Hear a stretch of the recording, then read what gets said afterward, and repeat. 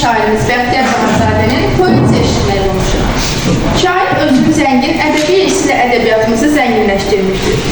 Elə bir mövzu yoxdur ki, Bəxtiyar Vahabzadənin yaradıcılığından yan keçsin.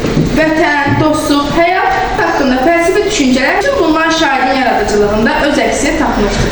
Şairin ömür şeirində bu fəlsəfi düşüncələr daha qabarıq çatdırılır. Deyirlər, şirindir dadı dünyanın. Kaş iki olsaydı ömrü insanın.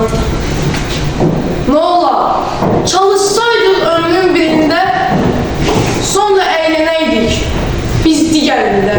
Yüz ömür belə azdı doğrusu.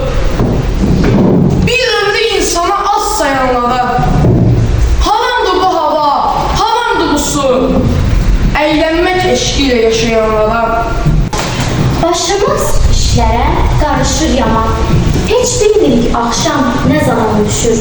Yamyaşıl gördüyün dünənki yarpaq, bir də görürsən ki, budaqdan düşür. Min gediş, min gəliş olur bir anda.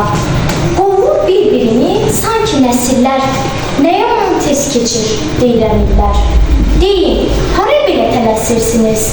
Sizsiniz ömrümün yelkəni illər. Mən sizi qovardım uşaqlığımda, indi qovursunuz siz məni illər. Bizim uca